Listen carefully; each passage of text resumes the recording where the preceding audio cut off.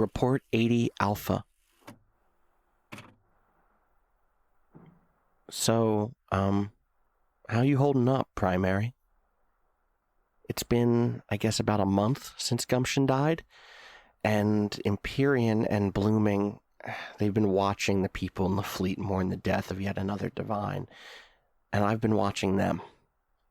By definition, faith is supposed to be invisible, but the hope of the fleet has always been just really material. It's been right there, in their parades and their songs, in their tears and sweat, and their fists all clenched up after a wound. But with Gumption and Covenant gone, if their hope yet lived, I registered no material evidence. That's why they finally acted, Primary. For a long time, Empyrean has held one law to be true above all others. You know this.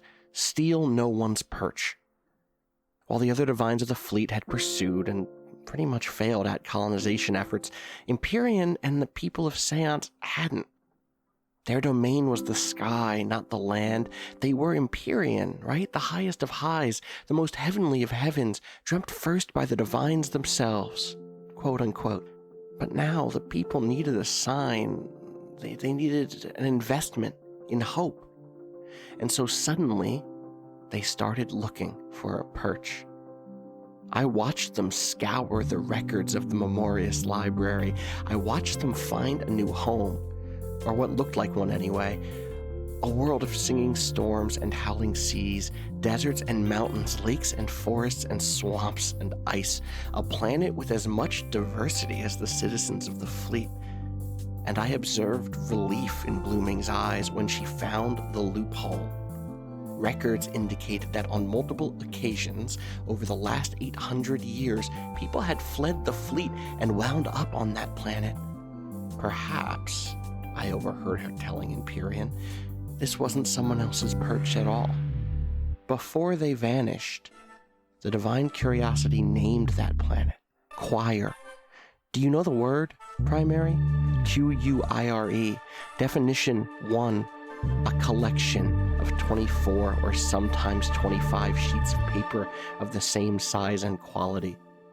Sometimes 25. It's so very curiosity, isn't it? Definition 2, archaic, an organized group of church singers. Definition 3, a division of angels.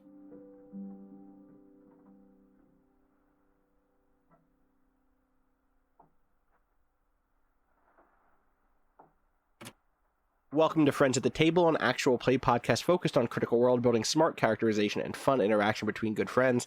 I'm your host, Austin Walker, and joining me today, Keith Carberry. Hi, my name's Keith Carberry. Where can people find you? You can find me on Twitter at Keith J. Carberry, and you can find the Let's Plays that I do at youtube.com/runbutton, please. Also joining us, Art Martinez-Tebbel. Hey, hi. You can find me on Twitter at atebbel. Andy Clare.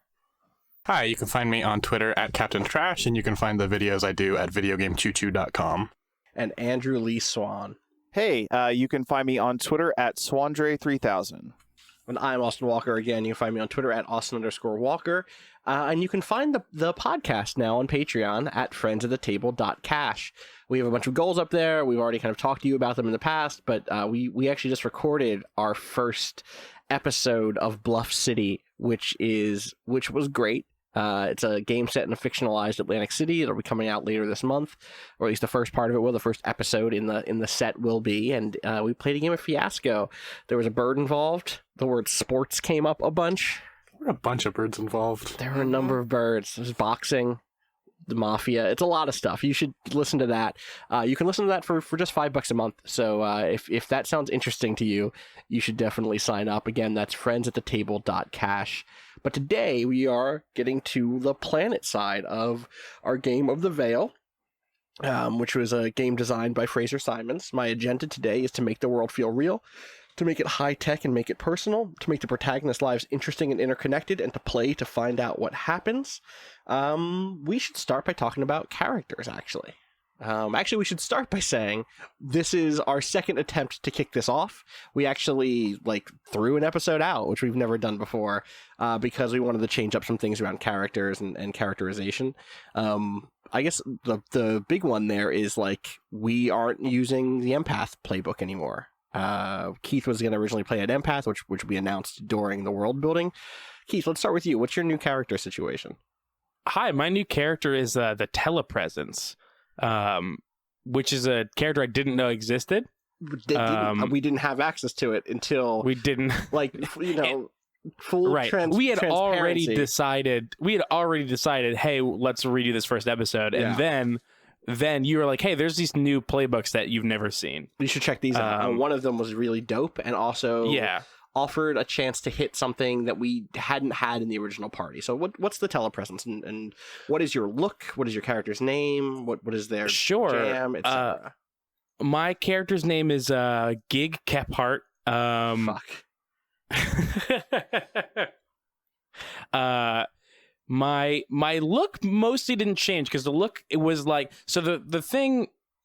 of the things that I was unsatisfied with about the first episode was that I never felt interested in Coin or the empath stuff in the same way that I was excited about the Gumption's Gambit stuff, right? That I really liked and thought was cool, right? Well, which is a thing that even showed up in the ship side game. Some of the stuff with Gumption's Gambit and Gumption's excerpt being a person who plugs in a bunch of cables to make a mech move is really cool.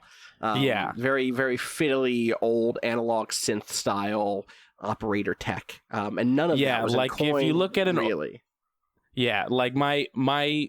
my one essential visual tag for Gumption's Gambit stuff was just Google image search an old Moog, and it's just wires everywhere.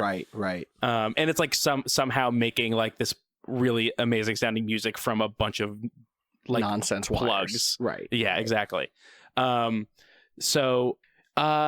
Gig is so I've got a lot of that stuff held over from Coin. Heavily patched seafoam jeans. I got a low white tank top with a light pink jacket. Light jacket, not light pink. Sort of dyed light hair, but dark facial hair. No beard, just not clean shaven. And I just I picture most people from Gumption's Gambit wearing just something that seems really slapdashed but also coordinated. Okay. This is all stuff lying around, but you thought about what you had lying around, you know? Mm-hmm. It's laundry day, but you got enough stuff to make a look. Right. Yeah. Before you threw together a random set of clothing, you knew that you would be throwing together a random set of clothing. I think that I don't know this for sure, but I think that the Telepresence might be the only class that already has a jam. Yeah, that's correct. Filled in. I think that's true. So the verbatim thing that it says for the Telepresence, which I think is still applicable, says your jam is broadcasting yourself to the world, not just what you hear and what you see, but everything, what you feel, what you think about during the piece you broadcast, associated memories, even the things you imagine, so long as you're plugged in and you get cred to do so. External to any piece of cyberware that I might choose to have, the Telepresence can basically live stream their life. You're a vlogger. I gotcha. Yeah, I'm a vlogger. I'm a head vlogger. I can do anything from just showing you what I'm seeing to adding weird chyron of my internal monologue over that. Right. Or showing you a flashback. Totally. To a different thing.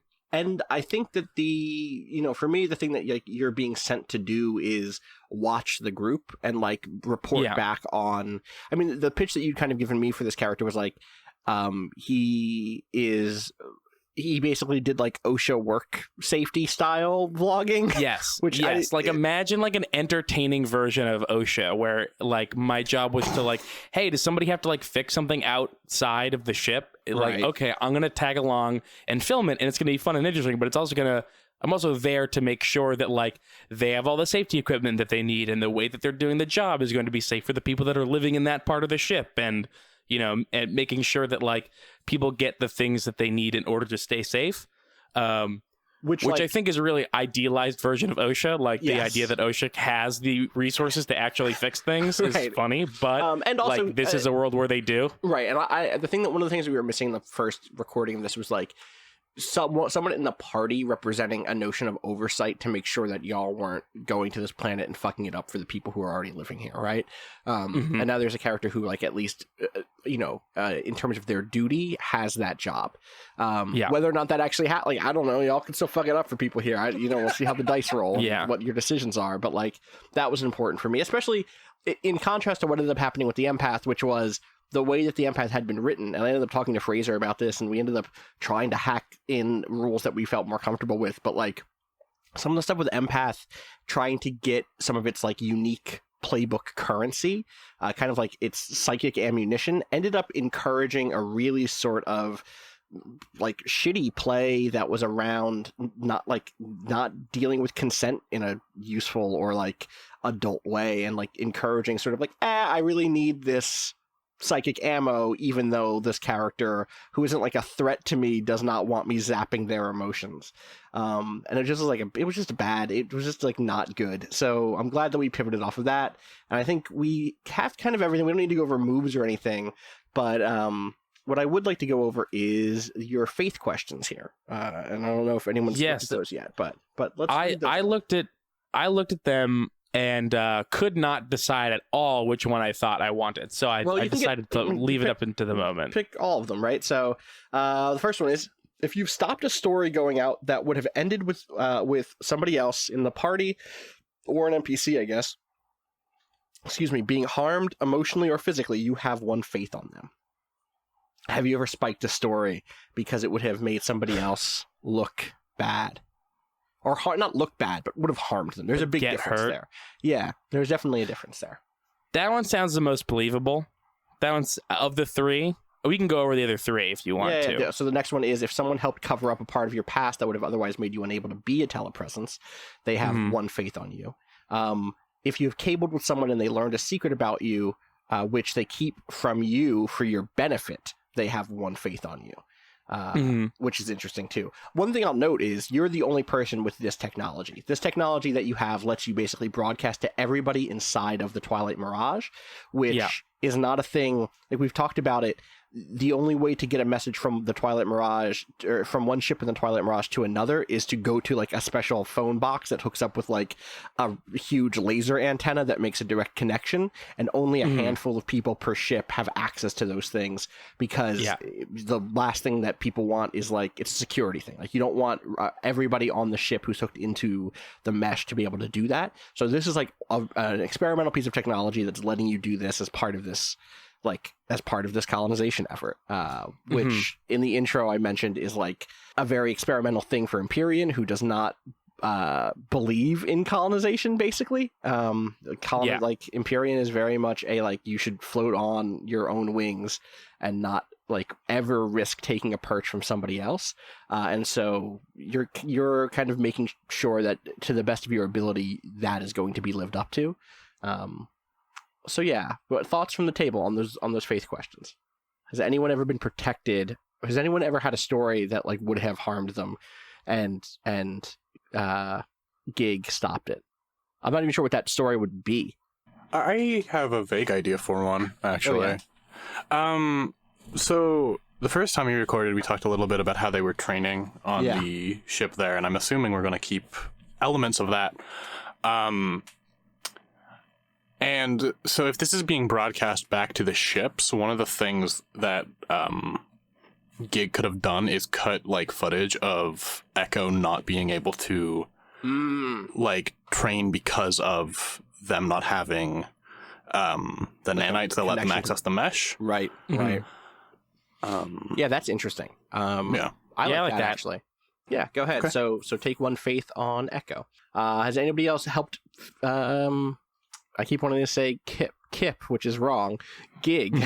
Cover up part of his past that would have otherwise made him unable to be a telepresence. I don't know what that thing would have been. It doesn't Right. sound like there's. I wouldn't feel comfortable being like, Keith, here's this deep dark secret that maybe I could have covered up for you. Right. I picture I don't want to say vanilla. I don't picture Gig as a very vanilla guy, but I can't like incorporate a characterization of like a deep dark secret into what I know about the character so far. Yeah. And then vice versa is like, does anybody have a secret that they've kept from Gig for his benefit? Maybe you don't even know what that is yet, but all right, sounds like no. Gig, 3 beliefs. What are they? Sure. I have everything I've ever seen or felt could be useful to me again. Okay. I'm not sure how that's also, actionable, but we can work on that between sessions. Yeah. I've got I can change any situation with my knack for positive thinking. That's going to get you into trouble, which is good. And then I've got Echo values life on this planet as it already is, and I will back up their instincts. Okay. I can see that being a good party, a good way of making the party have to debate some shit. So yeah, Echo, let's go to you. Let's start with you. Let's start with who you are, what you look like, what your class and stuff is. So Echo is the honed playbook, which means that they, one, are disconnected from any like mesh or the Mirage or whatever. Right. We have like 300 terms for it. We do. But they're disconnected from all of that, so they don't see the sort of like augmented reality that everyone else does. But they're also an incredible like athletically and as a fighter and things like that. So it's sort of like their whole thing is based around basically being free from that stuff and wanting to protect people. And I took that's kind of what Echo is like too. Echo was a criminal on the Tides. We mentioned this in the world building. I'm just going to try and sum it up pretty quick. Who the Tides of Harmony, who was brought onto this mission by Empyrean, I think, is what we decided on. Yeah. Instead of serving a jail sentence of some kind. And they're basically doing this as a sort of like way to get their freedom back. Yeah. Which is interesting because I guess we'll have a look in the future. I'm trying to remember what episode orders are shortly on the other side of the game about what prison means in a utopian, technical or technologically hyper advanced society. So stay tuned for that. Yeah. So let me just go over like luck stuff, I guess, real quick. First of all, like the most important thing is that Echo is gender fluid. They're like very androgynous and they go by they, them pronouns.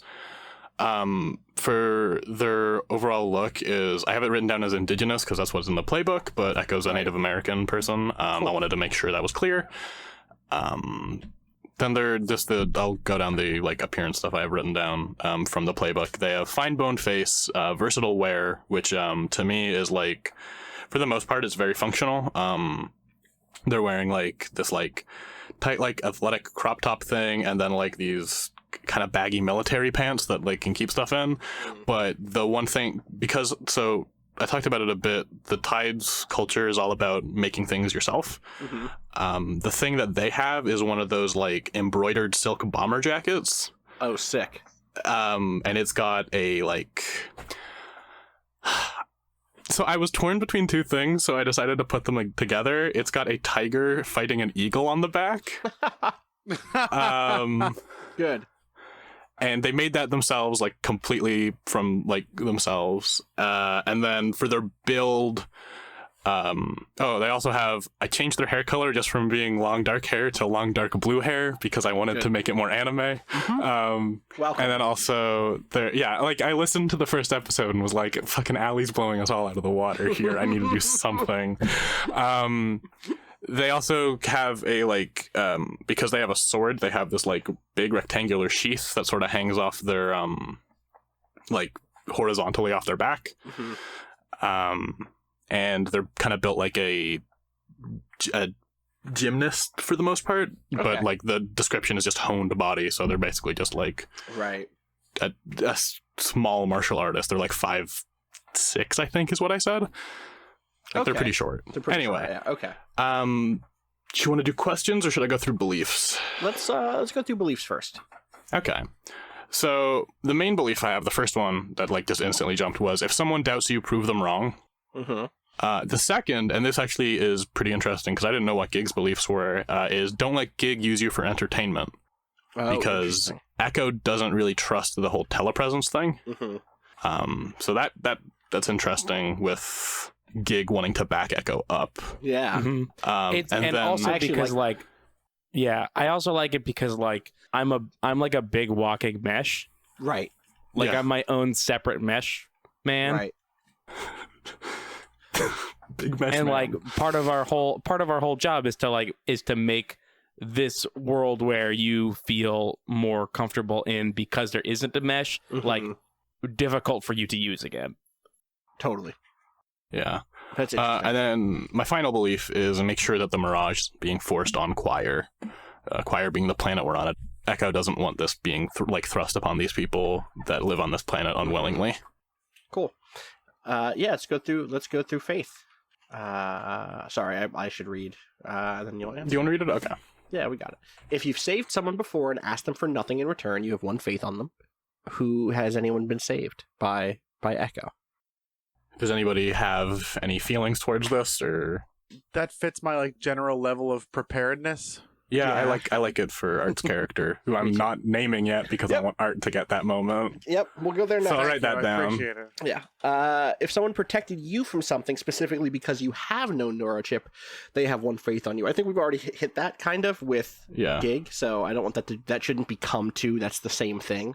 Okay. Though that there is room there for like, did somebody else literally physically help you through a thing, through like a training moment, a training montage where if you had a chip, you would be able to see something and someone else like grabbed you and pointed you in the right direction. I think Gardner could have done that if Dre's cool with that. Yeah, me too. I kind of have Dre's character in my mind as the person who would do that for sure. So Dre, you take one faith on Echo, and then if you see or know a truth about someone because you have no neurochip and keep it secret, you have one faith on them. I don't think that's true. I don't think that works because, especially because when we land, there's no mesh here. Oh, right. So, yeah. So, no. Cool.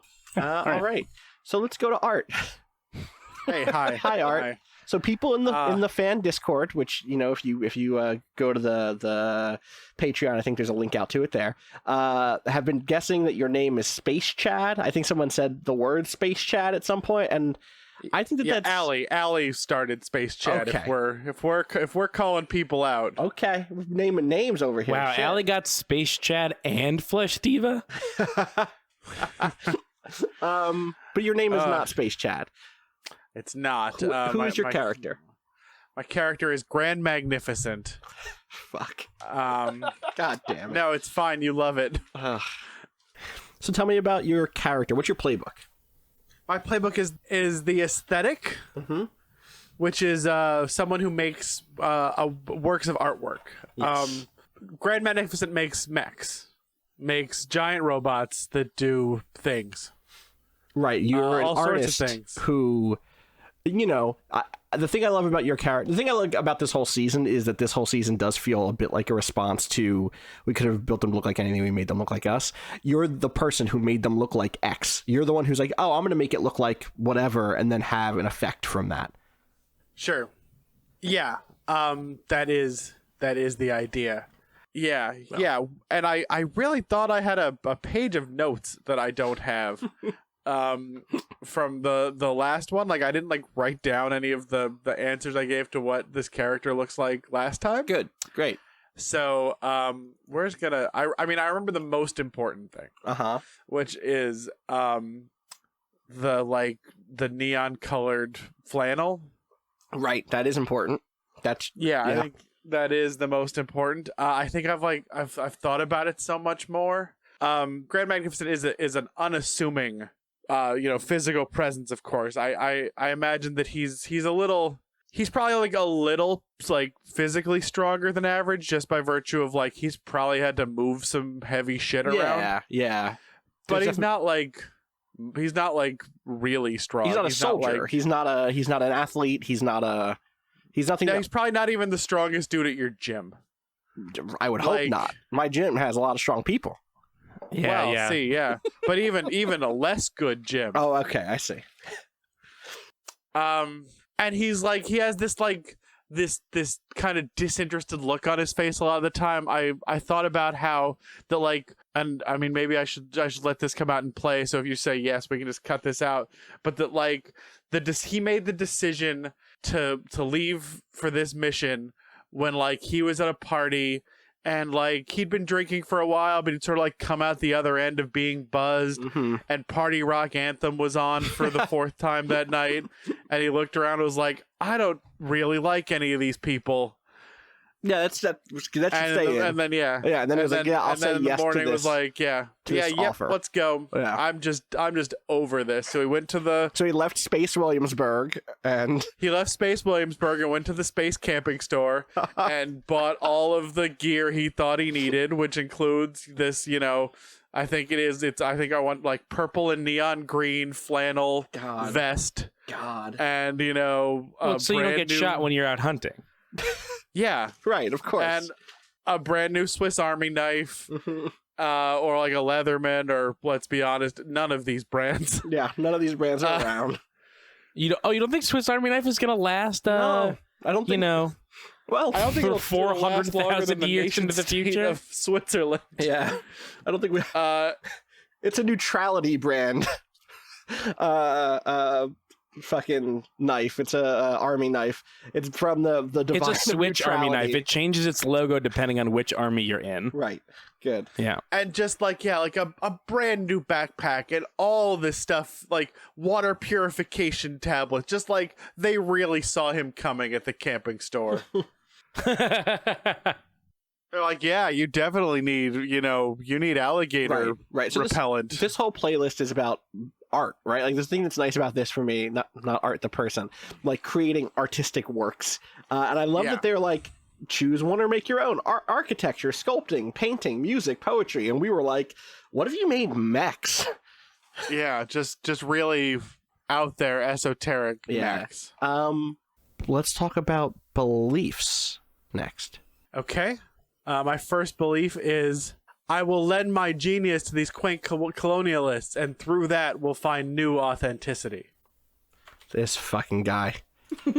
This fucking guy. The second one is, Echo has led a life worth living. I will find a way to distill that essence into my work. And the third one is, I will find the hidden divine, and it will validate my work by letting me build it a new body. Yeah. The three things that you're on this planet to do, on Quire to do, is locate or spread the Twilight Mirage in preparation for a colony to be built. 2 is to bring back into the fold those who left the fleet over the last 300 years to come here, which you don't know anything really about. And there are rumors of a living divine on this planet. And that's, I guess, if you want to build it a new body, that's totally a way to live your life. Good. Yeah, I mean, I'm gonna meet God, and God's gonna be, we and God are gonna be immediately best friends, and then God's gonna be like, I need help being God. Can you help me be God better? God. Yeah. Great. Perfect. Let's go over your faith questions before I fucking quit. If you used your art to help someone articulate something important to them that they otherwise never could have, you have won faith on them. Yeah, I think that's consistent with Dre. Yeah. Who you built a mech for, right? Yeah. So what is the thing, I guess, Dre, what is the thing that the mech that Grand Magnificent built you, what does that kind of help you articulate that you never could have articulated without it? I think maybe it's two things. I think one of the main things is that it was probably built after Gardner had his like multi-tool or his omni-tool kind of installed. And I think probably Grand Magnificent built the mech in a way that it could like interface with that omni-tool. I think that's probably the biggest way. And then it's just it allows Gardner to pilot in a way that's a lot more like responsive and like just more in tune than like a normal joystick. Okay. So let's think about it like vaguely emotionally. Like what did having that tool in Gardner's life change about Gardner's life, like kind of emotional life? Because like the thing I like about this question is that it helps you articulate something. It's like it's the tool you never knew you needed. You know, like if this was a painting, it was like, oh, this has made me understand something about me that I didn't have the words for. But now I'm looking at this painting and I have this deep resonance with me. So it's not just utilitarian, it's the second step. Sure. I think maybe it's like, I mean, the biggest thing with like Gardner is this tension between wanting to feel useful and fearing that the only way he can be useful is through like the physicality and the usefulness of his body. And I think maybe having this deeper and almost like weird mental connection with a machine like has him beginning to wonder if, okay, maybe there is like, you know, if something does happen and my body is no longer, you know, up to snuff, maybe there is something more to me that I can still offer. Right. That's good. I like that a lot. Okay. If you needed someone's help in order to perform your art at a crucial time, they have one faith on you.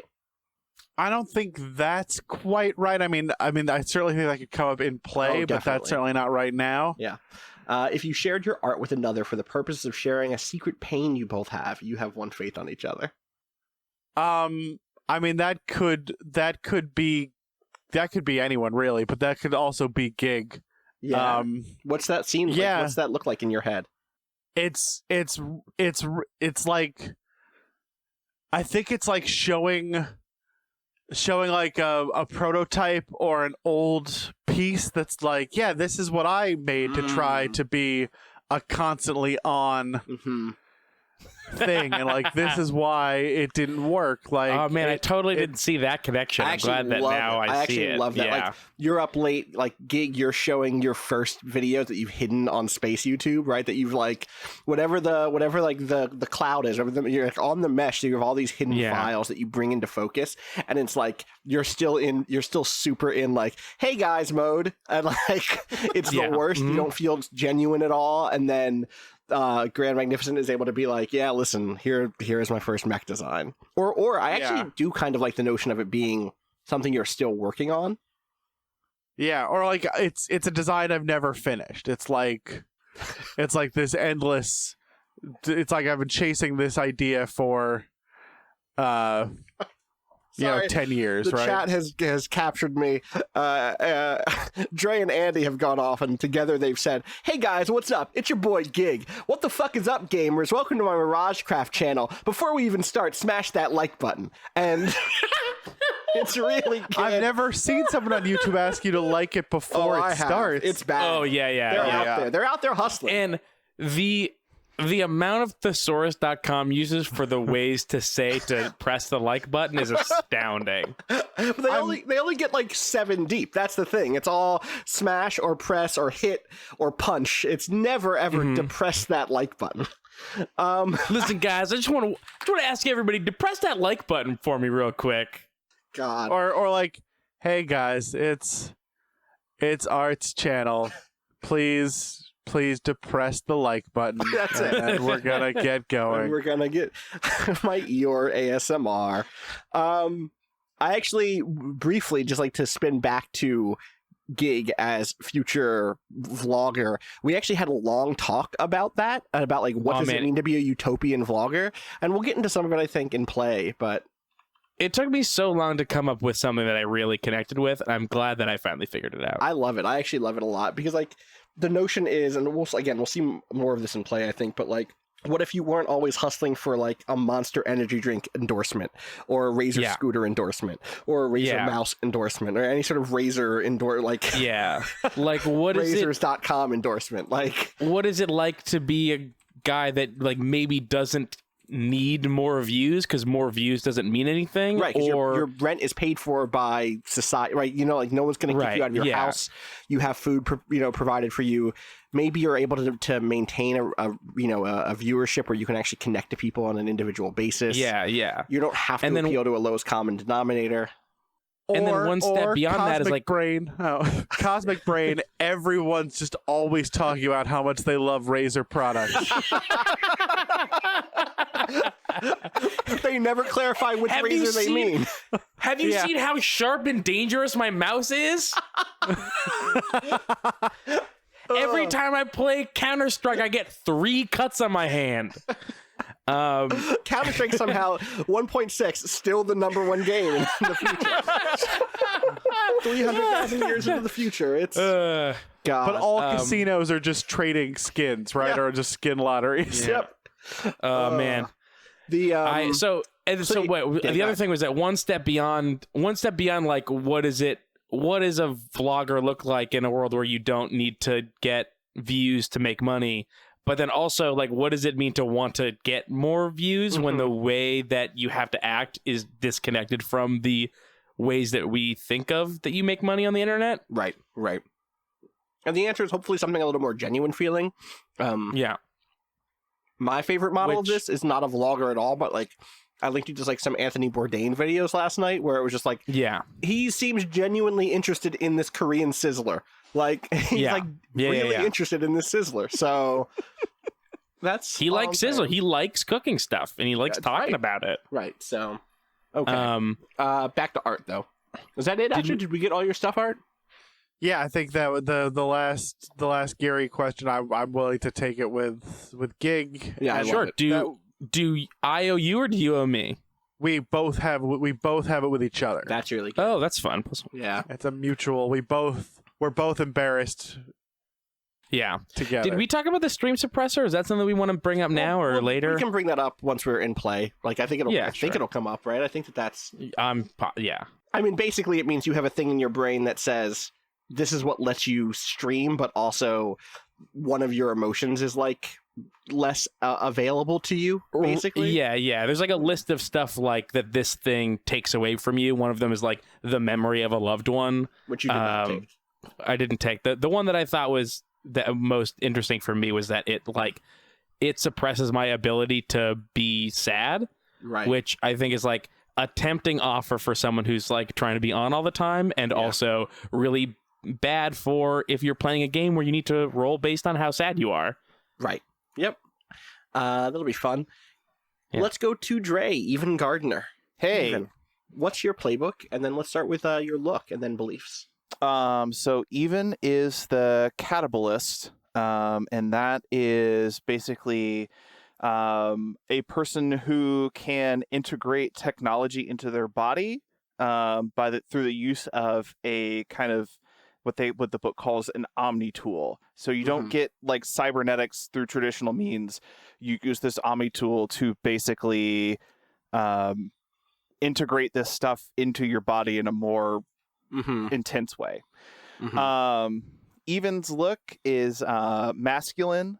He wears bulky wear. The touchstones I have for Even's look are the new Kojima mascot Ludens, and then also good Destiny Titan armor, just like big bulky future space shit. He has a smooth-faced, earnest eyes. He's older. I don't know like how age works, like, you know, on the ships and in the fleet, but I imagine him to be like early, like what we would think of as early 50s.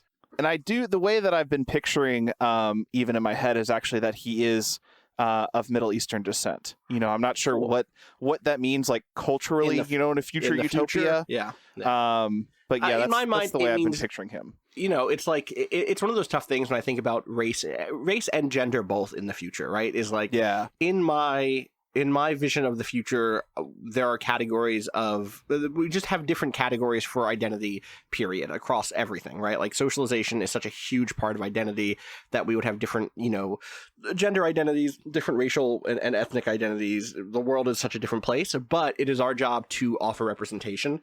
And if we cast these shows now with real actors, I would kind of want to know who we would cast in them. And so I'm glad to be able to be like, oh yeah, we would cast a Middle Eastern actor of Middle Eastern descent for this role. Like that's kind of what we mean right now. And it's not that I don't want to deal with race in this game. Like I actually think Bluff City might end up dealing with race here and there. Like you can't tell the story about Atlantic City without thinking about how black folks have been fucking cheated out of their land in that city. But it is also it's hard to like build that utopian game that's like, here is the place where race, identity has been, it's tough because you don't want to you don't want to say race doesn't mean anything anymore because it's so hard to imagine that world.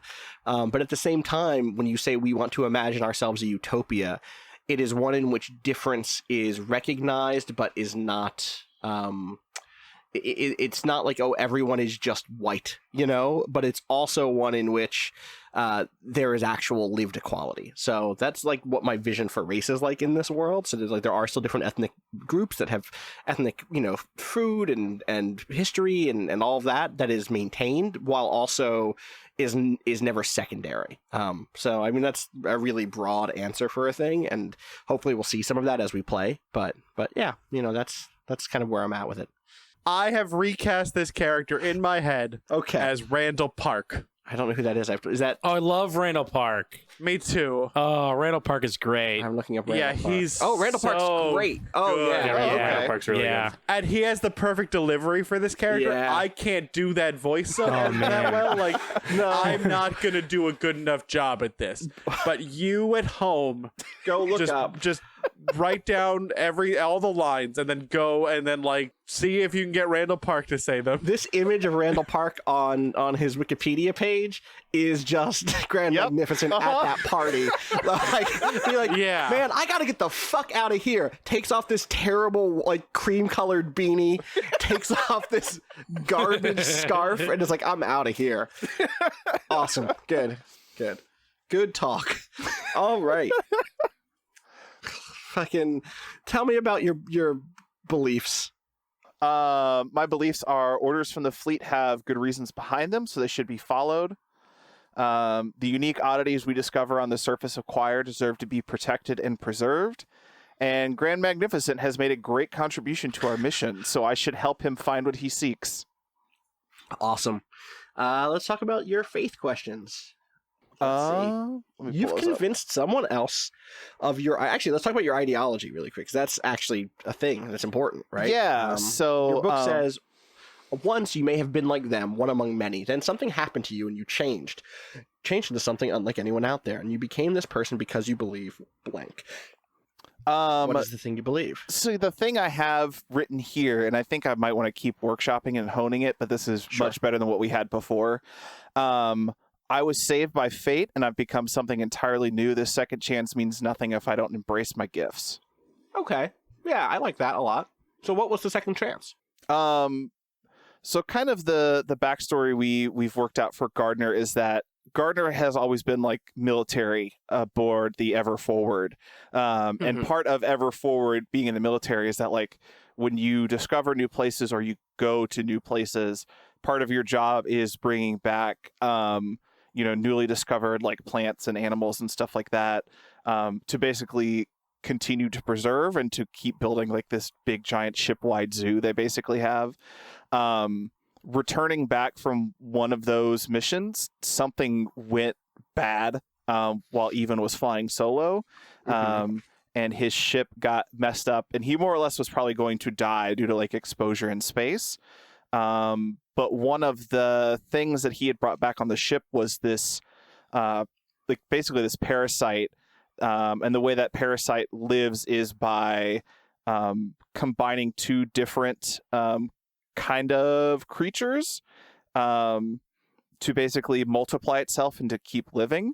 And so this creature basically combined Even with some of the matter in the Twilight Mirage, and became basically, like, overrode all of Even's, like, any cybernetic stuff that he had before, that he probably got as being, like, both a member of the fleet and also being military, and basically became... Even is no longer, like, just like a human with cybernetic enhancements. He's something different. He's basically a hybrid with this hybrid creature. Thing. Like, he's part of the Mirage in a weird way, right? Yeah. Like, and also part whatever this creature is, which we'll figure out and define more as we continue. Right. But, like, right now it's I like that a lot. I like this notion of this. It is easy in cyberpunk stories and sci-fi stories to be like, oh yeah, and cyborgs, and everyone has a metal arm, and that's what makes you a cyborg. And, like, yeah, okay, yes, in the same way that having glasses is a cybernetic, enhancement to a human life. But I like this second step that is like, no. Like, I am this other thing yet still? And how does the world deal with me? Like, in the world in which everyone is chipped, in the world in which everyone has like a brain chip that connects them to the mesh, how does that work? Like, where do you fit in? And then where does Echo fit in, who doesn't have that chip? And then where does, Gig fit in, who not only has a chip, but has like a special chip that means that everything that he does can be part of them. Like, I like how all of these characters have this different relationship. So, and Grant, who just thinks he's way over the mesh. Yeah, the mesh is really passe. I think we're all going to go back to affecting the world with giant robots again soon, and I'm just kind of way ahead of where we are in that. Okay, good. So your questions. Now that we know that part. Let me find them again. Here we go. If you've convinced someone else of your ideology and they believe it's to their benefit, you have won faith on them. Does anyone believe that hybrids are the way of the future, or that Nope. overcoming the bounds of humanity? Oh, you're not into that, Echo? That's not your. No, It's not your jam? weirdly enough. Okay. Anybody else? My guess is no. We'll see that. Okay. If someone else helped you develop your Omni tool with or for you, they have won faith on you. I do, like, I could see this as being a thing where, like, in the process of designing the mech with Grand Magnificent, they also Right. like figured out a way to make it interact with the Omni tool in a certain way. Right. Or just like, hey, you have this thing and you can do X, but now you can do X plus Y. Like, Right. now you have this thing that's like a natural ability. Here's a gauntlet or something that lets you bring it out in a different way or something. Actually, you know what we could do? So one of the tags I have on like the Omni tool as part of like the mechanical part of building this character is that it does like a bonus for when I get like a move later on down the line. So what if we hold that question? And like when I do get that move, the way that we could explain it in story is that like Grand Magnificent, like during our downtime, was like, hey, like, have you thought about trying this, or like something I like like that. Let's just make sure we remember that. Make a note somewhere on your Sure. notes so that you remember to do that, to give Grand that faith. And then finally, if you've repaired someone else's cybernetics when they didn't have the means to do so themselves, you have won faith on them. That could be anyone except Echo here. Yeah, I don't Right. think that's gonna work for me either. Yeah, I do have a lot of important cybernetics if you want to go that direction. I also have so does Gig. Right, yeah. Yeah. I have an investment in making sure that my stuff is working right. Yeah. I think Like, I maybe actually you get down here. Yeah, go ahead. I actually kind of like it seems like so far that one of the themes of like my faith relationships is that even though Grand Magnificent may not be like the most like technically competent person when it comes to like what we might be doing on this planet, they have like a lot of shit on me, and I kind of like that faith relationship. So You don't want it to be more equal. right, yeah. Okay. So if you're okay with that, Keith, I think I would like to do that with Gig. Sure, yeah. Okay. Cool. So the group comes down in the Myriad, which is the name of the ship, and also the AI who pilots the ship and the robot who pilots the ship. Across a kind of like, you kind of come north over a group of not even a group, but like miles and miles and miles, hundreds of miles of jungle, and you find a kind of a grassy plain land, like kind of a plains grassland. I don't know how words work, and you touch down in the middle of it. And so you have this, I don't know, like, what's your ship look like? I was going to describe it, but then I kind of wanted to leave it up to y'all. Like, what's the Myriad look like? Sorry, not the Myriad. Which ship did this ship come from? I think this is Empyreans.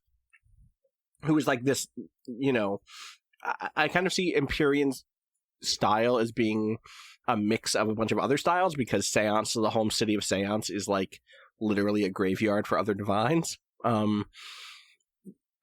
But like at its core, lots of like Seance is octagonal. I think octagons in general are probably the sort of like style that come up a lot. I kind of had vaguely Aztec style architecture in my mind, but that's not like a thing I'm firm on necessarily.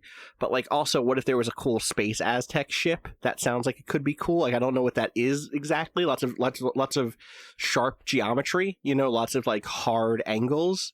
But like, and also lots of concentric shapes, maybe. I don't know. Anyway, it comes down in this grassland, and you are given your mission. I think maybe we actually cut in media res to all of you facing kind of a group of plateaus and kind of canyons in front of you, because what you need to do, as I said during character building or in the kind of the character introduction segment, you have 3 missions. You have to spread the mesh further by installing these big nodes. So I think you have this huge octagonal metal like device. Like when I say it's big, I think it's like the size of like a minivan. So you have to tell me how you're moving it. I don't know how you're moving it. I don't know if you have like a beast of burden. I don't know if you're dragging it or what. I don't know if it's on like a hover cart.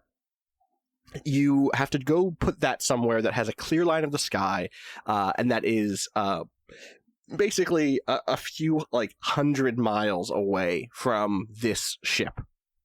And those are what are going to like set up the uplink with the Twilight Mirage satellites that are in orbit, and those are what will provide a map for you and provide like information about the surrounding areas, and will bring the Twilight Mirage down here and kind of bring the version of the mesh that the rest of the fleet is used to here to this planet, the planet of Quire. The second thing you need to do is to bring in to the fold any civilizations that are down here. I'm guessing, maybe the group of you has like not some paperwork, but my suspicion is it's like you have to get somebody to come back to the ship and do some sort of like negotiations and hopefully make things, or one of you could be in charge of doing that. Like that could also be the case. To kind of make that negotiation happen and bring somebody into the fold. Or maybe the person who's back on the ship, one of the people who's back on the ship is actually like, and I'm not an ambassador, but like is a diplomat of some sort who has the authority to make those decisions or to make those deals. I'm not sure. Well, we'll figure it out. And then finally, to investigate the rumors of the living hiding divine. But to get those last 2, the first thing you need is just some connection to the mesh. Because right now you only have the mesh inside of the ship, basically, and that is not enough to do the whole mission you're here to do. So I think we just open on the group of you with this huge, 2-ton metal octagonal cylindrical node that's going to like dig into the ground when it gets where it's getting on something, and carrying it somehow, and you've come to basically this group of canyons. Now, the flyover revealed that if you just get through this one, like, 100-mile, 200-mile bit of canyon, you'll get through it and go to open skies. But you need to maintain the connection with your main ship in this other grassland in order to, like, do the setup. So you couldn't just get, like, dropped off there. It has to be, like, a maintained connection. I think when we did this the first time, we talked about there being, like, a line that's actually being drilled every 100 miles or something, right? That, like, connects. So it's like a thin line that goes underground that connects the node to wherever you're going. Like a futuristic telephone pole. Yeah, exactly. Like, just deep underground. Octagonal, is that what it's supposed to be? Is it octagonal? That's right. I don't know. I don't think it's supposed to be anything. Octagonal is what I know. Octagonal is right. I was saying octagonal, which is completely wrong. Octagonal. That's a hard word. Octagonal. Octagonal. Yeah, Twitter's gonna have a field day. So you just have this thing, and you're going. You kind of are facing these deep canyons of kind of, kind of a creamy tan and like rose color. For the near future, it looks like you could push this thing through the pathway that a river once ran through or something. But tell me how you're moving it. Like, what's that look like? I guess it kind of depends on, like, is this a mission that a lot of the members of the fleet think is super important and would give us really good gear for? Or is this like a kind of like, I guess we got to do this, but like, good luck, fuckers. And so we have like a crappy old maglev. I'd say that you're well-resourced here. Well-resourced, but also still secondary to keeping the fleet alive and safe, right? Makes sense. So yeah, tell me, you can invent a thing here. I'm not like, I'm just curious aesthetically what it looks like. How long are we like just starting? Or are we like, are we doing Let's this go for a in bit? media res. Let's say you're in one of these canyons. So you've been doing it for, you're 5 days in. All right. I think like for the first day or so, Grand Magnificent was like super into it, was like, we're out here. This is fun. I'm doing this. And by this point, it's like, this sucks. And is like dragging and kind of like, not like openly complaining, but like, it's kind of like, you know, I don't know what the adult space version of Are We There Yet is, but like it's maybe just like I think checking. it might be Are We There Yet? Yeah, it's like checking a GPS and realizing that doesn't work. Right, because But, you like- haven't set up the GPS yet. Yeah. But he's been doing that for like 2.5 days. Jesus. I for the big heavy thing, if I were to pick an ideal way to transport a thing, I would pick a sort of hover platform that like stays in a specific range of like a thing that we can put in our pockets. So we can leave it somewhere and it will stay next to the thing, or we can carry it and it will follow us automatically. Wait, what about the thing that fits in your pockets? What? Wait. Like imagine like a key fob that you put in your pocket, and Yeah. the maglev that is carrying the big thing stays within a range Oh, of yeah. that. Okay. Sure. Like, So it is like a it doesn't maglev. get closer than 5 feet, Right. but it can't get more than like 10 feet. Yeah, and sure. It stays Okay. within there. I'm into that. So it's just okay. it's hovering along.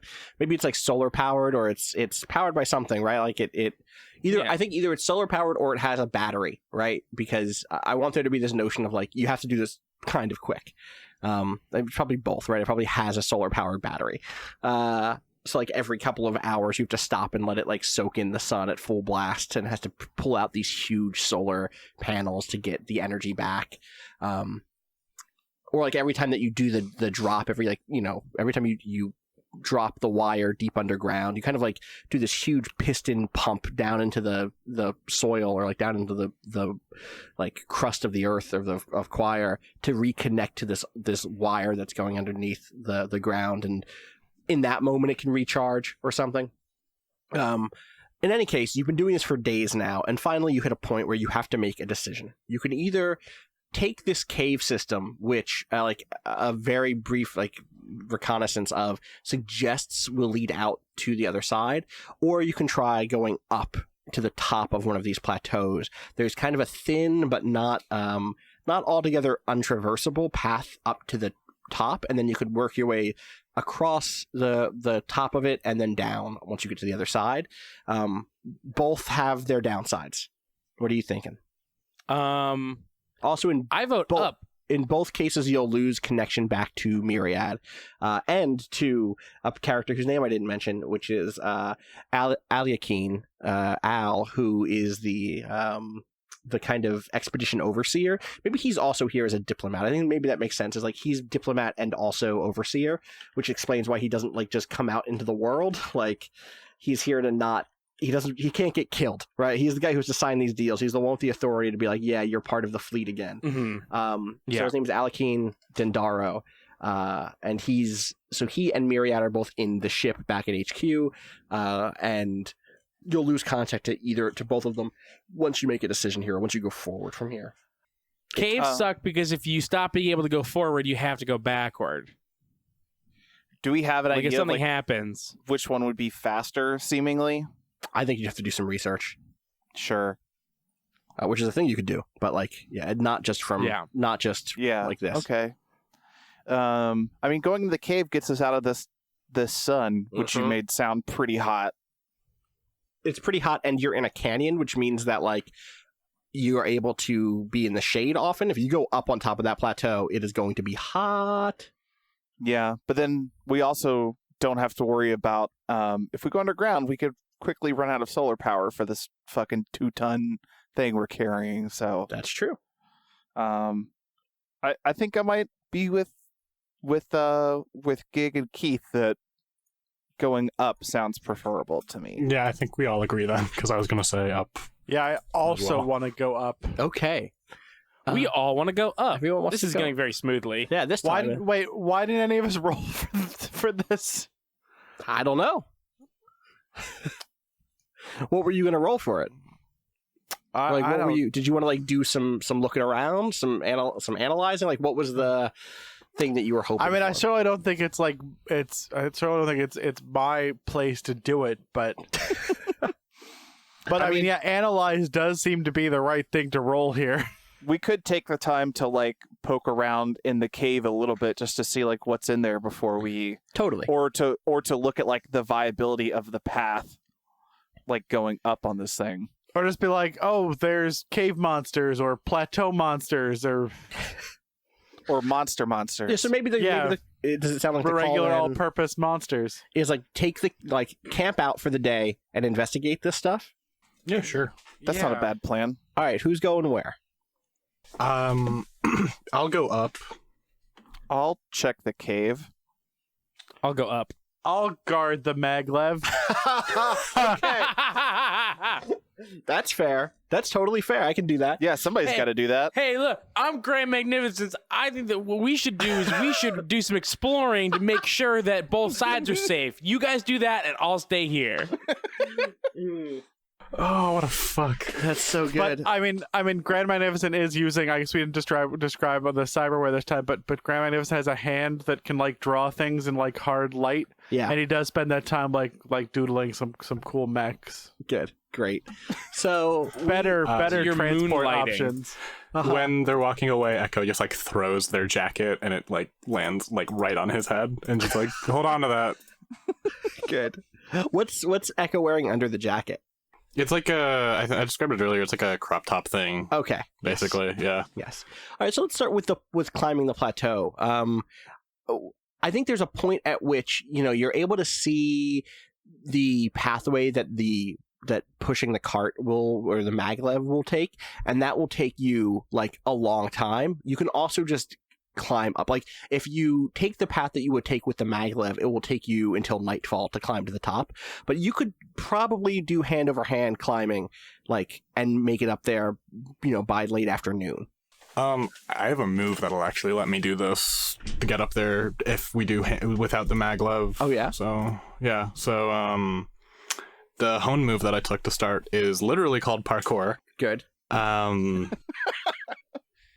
Basically, it is when you use the environment to facilitate your movements through the world, roll. And what I think is basically happening is what you described is just rock climbing.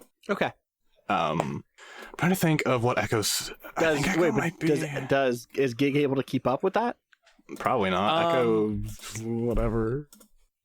Damn. No, I don't think Echo's I can keep up with that. Leaving people behind, throwing clothes on people. Echo's making friends in the first part of this mission. Listen, I'm doing my job. I'm gonna go see if there's any danger up ahead. I'm the bodyguard, so Okay. So let's start with Echo doesn't really think before they do things. Let's start with this parkour thing. What's it look like, and how do you feel? So I think what it is, it's like the reason I took this is because Echo, like, the tides on Harmony have like a lot of stacked on top of each other buildings, and since Echo was sort of a material runner there, they're used to climbing and like running around on top of all these things. It is kind of like traditional rock climbing, but they're also propelling themselves really like with their feet a lot. Sure. So they're almost jumping up lots it. of yeah. Okay, cool. So how do you feel? How does Echo feel while doing this? I think Echo's honestly a little annoyed that they've got to go do this. So I guess mad? Give me a mad. That's a 6. Oh, buddy. That ain't great. So it just doesn't work, I guess. Make sure you mark mad also. Yep. Yeah. Oh, and XP, right? We got XP for fails. Yeah, so mark XP from failing. Hey, already doing the friends of the table way, rolling a 6 and getting XP. Awesome. So I think you just take off, actually. I think the thing that happens here is that you take off and then get lost. Like, you're able to make it up to the top of this place incredibly quickly, but then like you've completely got yourself turned around because you get up there and there's just like it's a bunch of canyons, right? And you think you're headed in the right direction, but you're just not able to tell. And then you're like, oh, I'll come back down. Like you're waiting where you think Gig will show up, and Gig does not show up. And you're just lost. Gig, how are you? So you just doing the long way around. Yeah. Shout outs to Jack DeKeat with his great song, The Long Way Around. Classic Friends at the Table callback. the we gonna play that now? Is that yeah, just play that right here. No, don't do that. Don't do that. You're able to just get up there, but we'll come back to you because it sounds like that's a pretty peaceful trip. Actually, there's something you need to do right now. Now that I think about it, you have a move that is like at the start of the game, do this thing because that's I have that too. Actually, yes, you should both do that right now before we forget it again. Let's start with you, Gig. The telepresence has a move called Old Hungers. At the start of a game, if you do not already have a lead, which you do not, roll 2d6 without adding a state. On 10 plus, there is a solid thread on which to pull, connection to try something already known, or starting point revealed. On a 7 to 9, it comes disjointed, cryptic, or intangible, or vague. On a miss, in addition to whatever the MC does next, the information is alarming or perilous for you or another. Whatever the result, the MC may give this information in as many words as the sum of the dice roll. So you roll 2d6 without adding a state, but you should still tell me what this feels like once you roll it. Yeah, okay. And then you'll still mark that spike. And then what I'll say is you should pick one of the 3 goals that you have as the thing that you're trying to get a lead for. That's a 7, thank God. Okay. Yeah, not so bad. It comes disjointed, cryptic, intangible, or vague. So for the leads, we have trying to expand the Twilight Mirage. Yeah. We have finding the theoretical divine. Right, the theoretical divine. And trying to bring people back into the fold. You don't know who, you don't know where they are or what they are. I guess right now it would be expanding the Twilight Mirage. That seems like the most immediate thing that I'm literally trying to do right now. Yeah, totally. So I think, I'm supposed to give you... my lead can change, right? Like my... Yeah, totally. I think, you'll keep that lead until you... So the way that this game works is that, or the way that this class works, this playbook, is that in order to broadcast live, so you have a move called the Curiosity of Millions, which is when you actually broadcast, you need a story. And to have a story, you need the lead, the source, and the facts. In order to get those, you have to do other things, basically. So this will give you the lead, right? So what I think happens here is, I think maybe something in your brain blasts you an image of the... it's like you end up being tied into a frequency that's already here. Your stuff is built for the Twilight Mirage, but there's like a derivative signal here that you can't quite tune into actually, but for a brief moment you are able to, and you're able to sense you're able to basically get a map of the area around you, and you can see that there is just to the north of these plateaus. I have 7 words, right? I have to count out words really quick. The old church is an amenable host. Oh. That is a lead. Yeah, totally. Okay. Let's go underground. And then you just kind of I think that was joyful, by the way. I think I'm excited. Okay, so go ahead and mark joyful on the planet. Yeah. Even though you didn't roll it, because you should always be, even when you're rolling other stuff, you should be marking whatever that thing is. Oh, so yeah, then Echo, what is your thing at the top of the game? Potential. At the beginning of a session, it's roll 2d6 without adding a state as well, and then I generate humanity depending on the result. 10 plus, it generates 2, 7, 9, 1. Cool. Go ahead. That'll let me do stuff later. Yep. It's kind of like your special ammo, basically. Yeah, so I got 1. Okay. I rolled a 7. And what is that move? Like thematically or like materially, I guess? Materially, it's basically the result of Echo's training, right? Okay. And the lifestyle that they lived. So, yeah, is this just a moment of, like, before this all starts, even we get Echo doing, like, some stretches and, like looking at the rest of the crew and, like, getting ready to go off on their own into the world? Yeah, probably. How do you feel about that? It's a bittersweet feeling, I'd say. Like, Echo's really excited to be on Quire. They're excited to be somewhere that is... like, they're excited to be on a planet for the first time in their life, and like it is so different than everywhere they've been, and it is so like alive in a way that they haven't really experienced. Yeah. But at the same time, they're here as punishment, and that's always in the back of their mind. Right. That I think that could be sad or joyful or even peaceful. I could see as any of those. You tell me which one you think and mark it. I think I'll mark peaceful for that because it's kind of a mix of the two. Yeah, totally. Like some other good ones. There's a wheel that has a bunch of different emotions in it that kind of help you map things, and it's not dogma in any way, but like pensive is in there, but so is sentimental, and like I think that those two are kind of like bittersweet somewhere in there. All right, cool. So underground, even. You walk into this cave system, and at first it's like, okay, yeah, this is the regular ass cave system. What are you doing to explore it? Like, what's this look like? How deep in are you going? What sort of tools do you have? I'm trying to look at like the stuff that I have here. So like, I don't have like a weapon knife, but I feel like I probably have some sort of like utility knife or something. Yeah, sure. And so I think like I'm making like little like signs and stuff, like chipping stuff out on the walls or stuff like that to kind of mark like where I've come from and like if I've gone down certain like branching paths or something. Sure. Yeah, you're able to do that stuff. And do you have like lighting? Do you have like night vision? Like what's your optics situation? Because it gets dark pretty quick.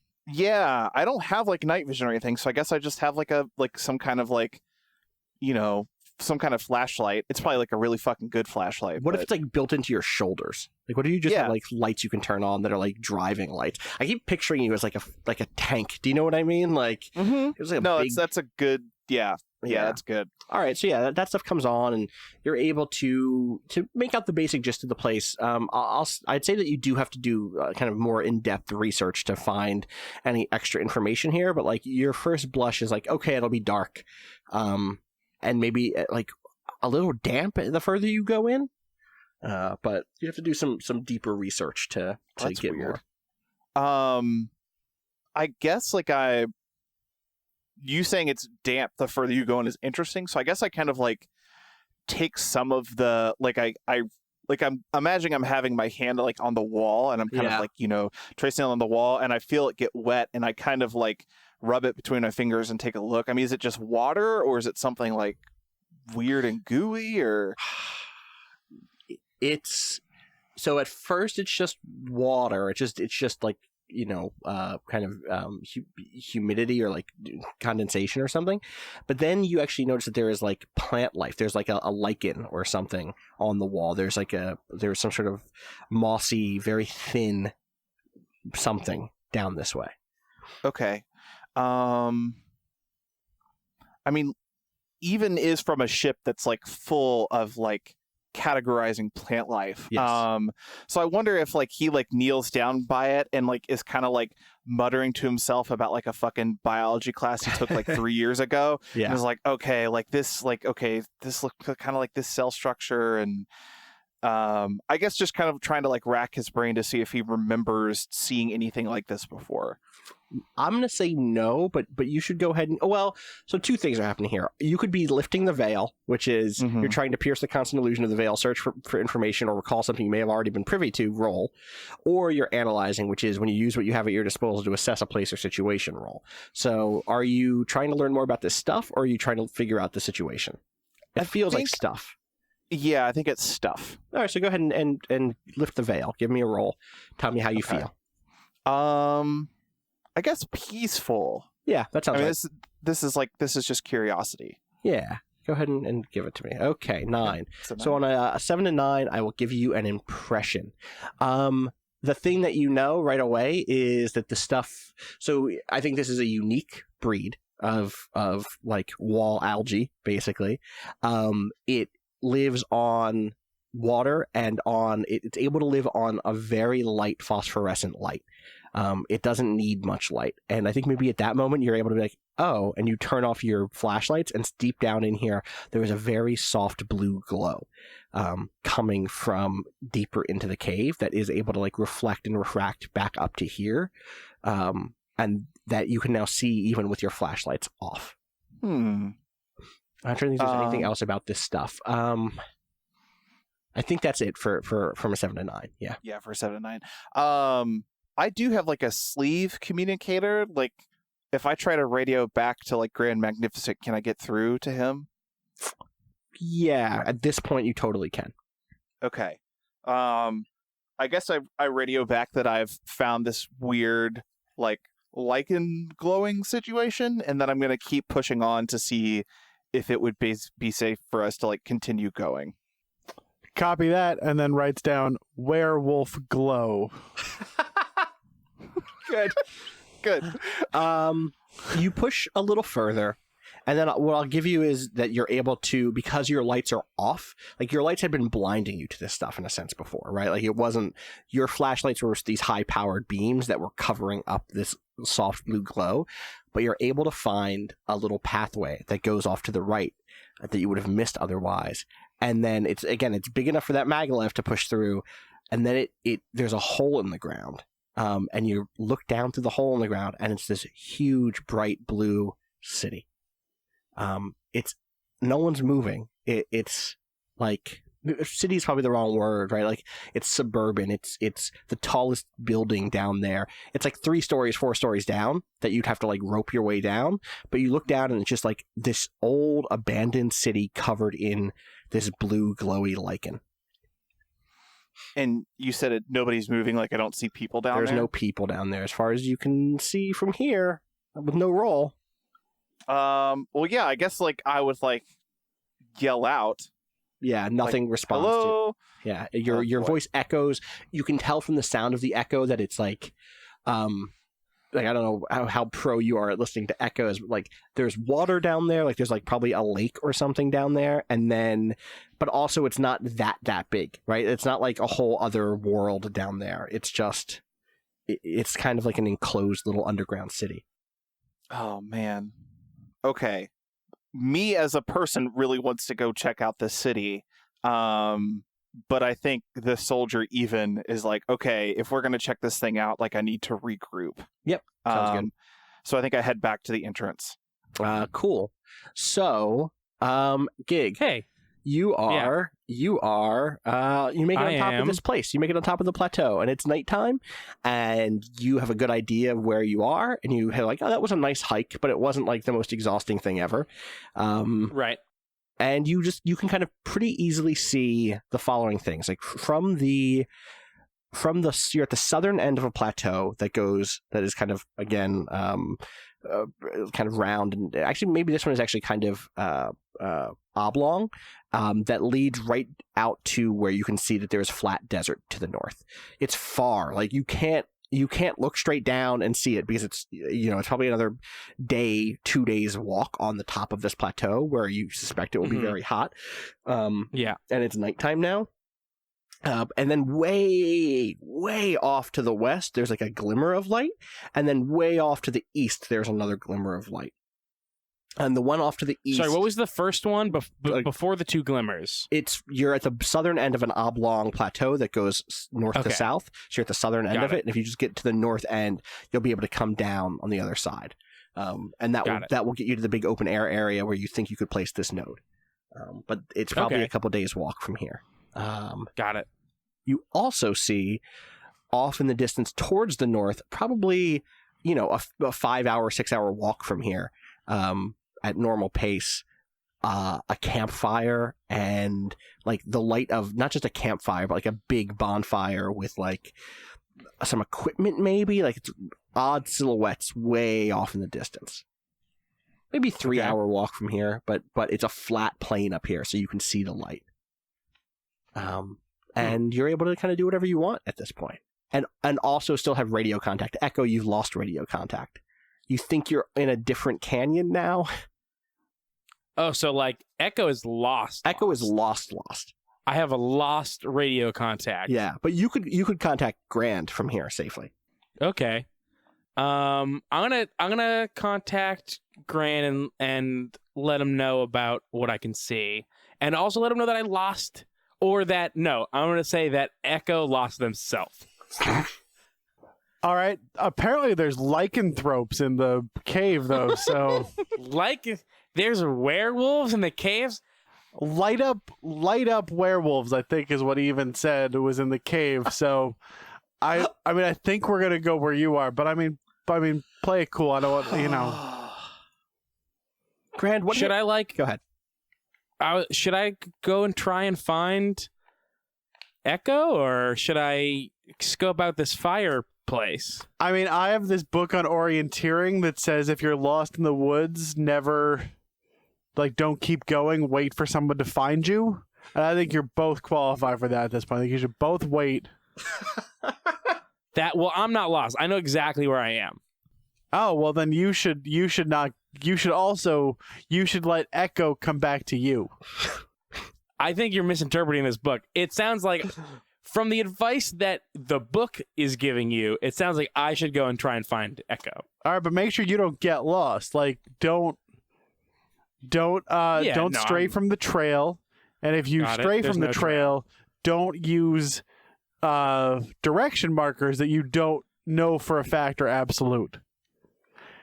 Got it. Okay. And I don't know if this is true anywhere but on Earth, but the moss grows on the north side of the tree. Moss grows on the north side of the tree. What about lichen? Well, they need the full moon, but I don't know how that affects the cave. How many moons are there on this planet? I hadn't thought about that. How big a planet is it? I think it's Earth-sized. Maybe it's a little bit. Actually, it's a little. I actually know exactly how big it is because I generated this planet. It's a little bit smaller than Earth.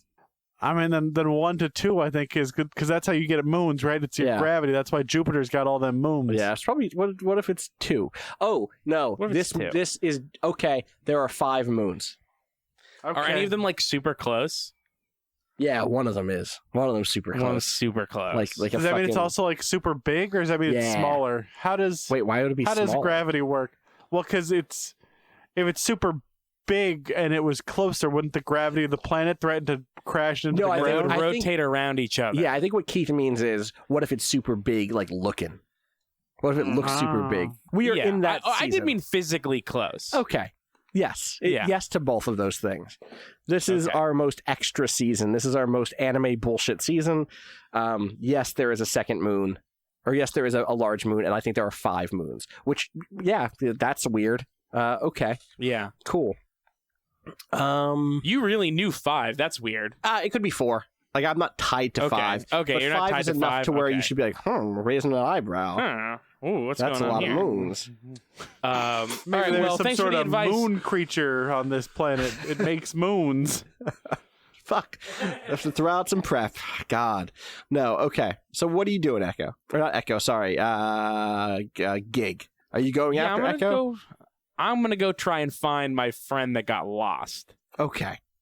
How are you doing that? And Echo, are you doing anything to help? I take out my eye. You excuse me? I have an eye that I can take out of my head. Fucking what? No. I have an eye that I can take out of my head, and it's a robot eye, and I can look 2 places at once because my eyes can be in 2 different places. Oh my God! Everyone, don't think about what this must look like. Yeah, we never show it on screen. That's cool, huh? We never showed this on screen. I love it. Oh my God! I call it so. I have a detachable remote cybernetic eye.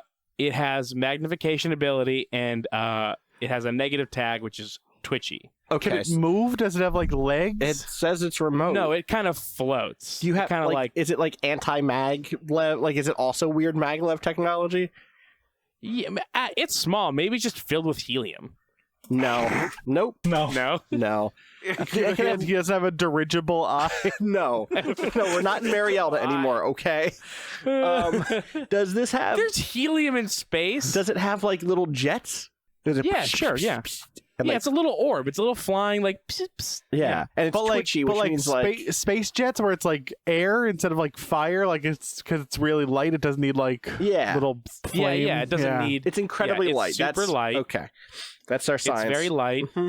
It's my eye guy. So, are you just flying around and looking for him?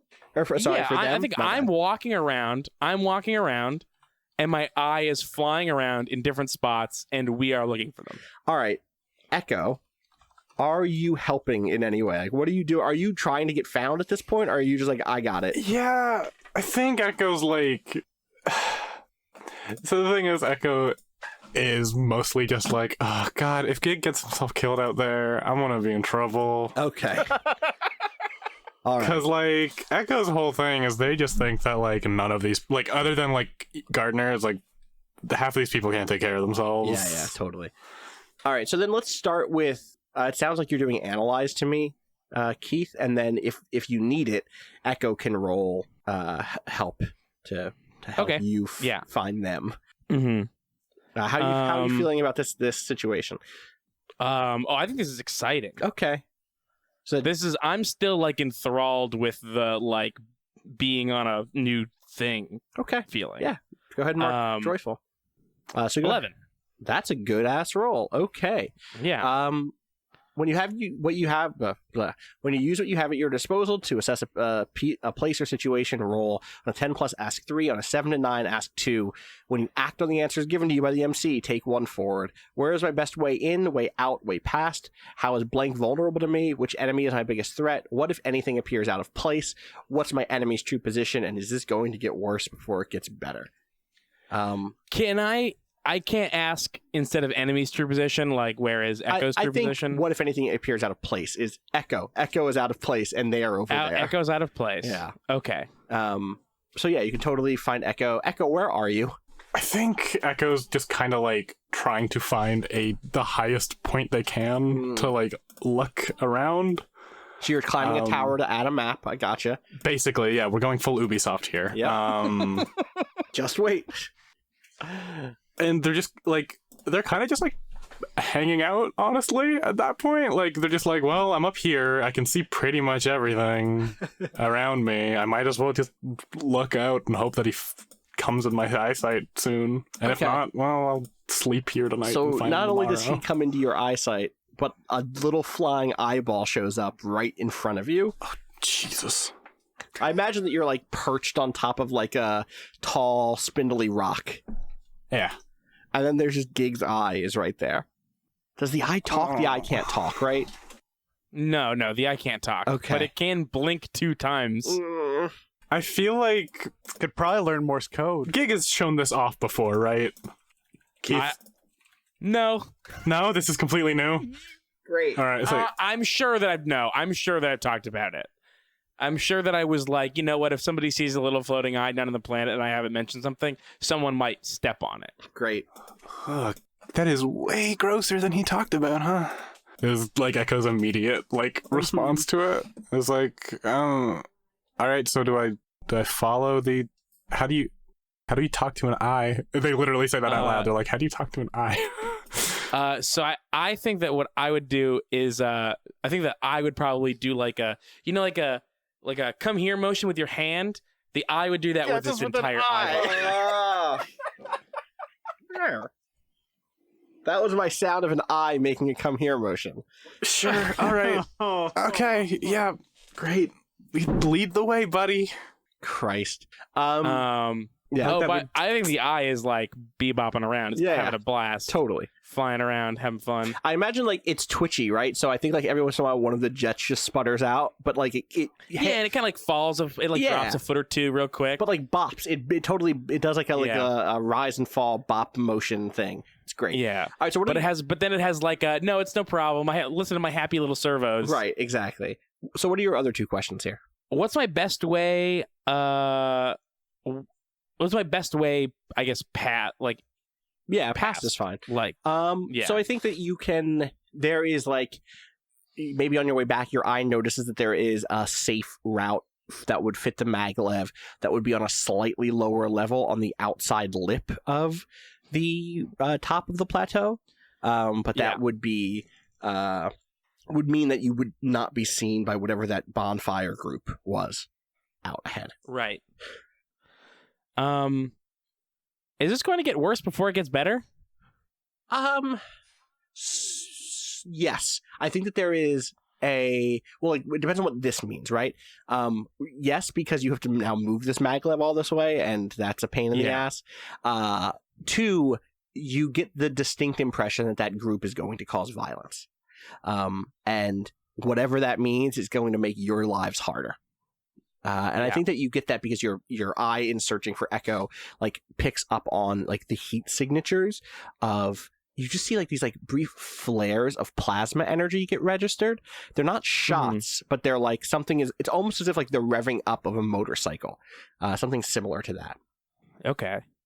Okay. Hey, Grand. Yeah, hi. What have you been up to? I'd say this is probably before the group kind of reconvenes. It started off like designing like what a new traveling thing that would do better in this terrain would be. Okay. And it's probably been like the last 10 minutes or so, like designing like a giant scale wolfman that you could pilot if you wanted to like be in a Godzilla movie or something. Right. Like, it's probably not great work. It looks great. I don't want to.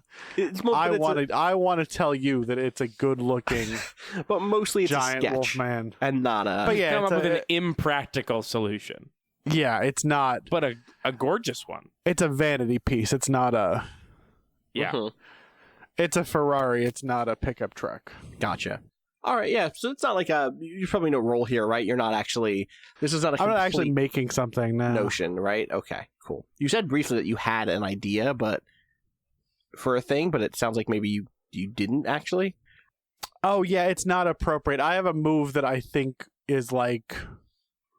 I have a move about exploring a place that you're not familiar with. Okay. But rereading it doesn't apply here. Okay. Because it's about like.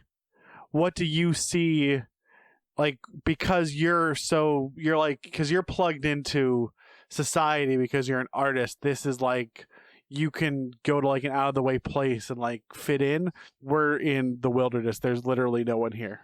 I still think you could actually make this. So this is whenever you're in an area away from society's norm you haven't gone to before, in order to find something or someone deliberately hidden, describe what it is and what it is you follow that others could not or would not see, hear, smell, and then roll. On a 10+, you find yourself where you need to be. On a 7 to 9, the MC chooses 2 of the following in order to make your way there first. You must prove you belong here first. There's a code or procedure you need to figure out first. There is danger along the way. Someone you wouldn't want to know where you are now does. And it depends on what you're looking for. Like, if you did want to be looking for something here, I would totally let you use that in the wilderness. You might say no right now, but know that that's a thing I would let you do. All right, I think it's no right now, although like I really love the like picture of like Grand Magnificent sketching this giant wolf man and then being like, "Hey, what's that?" Like, and it being like a marking or a hidden sign. Yeah, let's do that. I like that image enough to do it. Okay, cool. So how do you feel while doing it? I mean, I probably let me look at the feeling wheel real quick, just because I want to because the feeling is the like, I like what does one feel like when modeling a giant wolf man? Joy. Yeah, joy. I mean, it could, or peace. I don't know. It might be. It's probably somewhere in the peaceful center. Okay. It's probably serene or thoughtful. Yeah, go for peaceful. That sounds pensive. Right. Yeah. Peaceful, and I'm going to roll it, and I'm going to check one box under peaceful, and I'm going to see what I roll. This roll. Okay, mark XP. Great. Oh boy. Okay, so what's the thing that catches your eye? Is it a marking on the wall? Yeah, maybe it's like something that looks like a shadow, and everyone left, and the shadow moved, and it's like, oh, that wasn't a shadow. That's a line. That's What's so you chase it because you think it's like inspiration, or what do you chase it for? I chase it because I think it's because I want to see who did this. This must be a sign. Yeah, we're looking for a way through. If there's a marking here, it might be pointing towards something. Yeah, so I think this is happening at sunset, and the sun is like, the shadows are all very long, and it takes you down a few side like alleys in this canyon, right? Like little cracks of like little rivulets had broken through. And eventually you see the shadow on the wall, and there are these like 2 humanoid figures, and one of them has a ball and it's like dribbling a ball, and then it drops the ball and the shadow like fades down into the shadow on the ground, and then both figures turn and look at you. And there's no face, there's no body, there's just shadows on the wall. They look like the shadows of people who've been killed by a nuclear explosion, right? You know what I'm talking about? When like I do, yeah. That's but they're chilling. moving. And for the briefest moment, it looks like the ground itself begins to push out of the side of the canyon wall at you. Oh. And then the sun like drops just beyond the canyon, and there's not enough light for shadow to be cast anymore, and it recedes.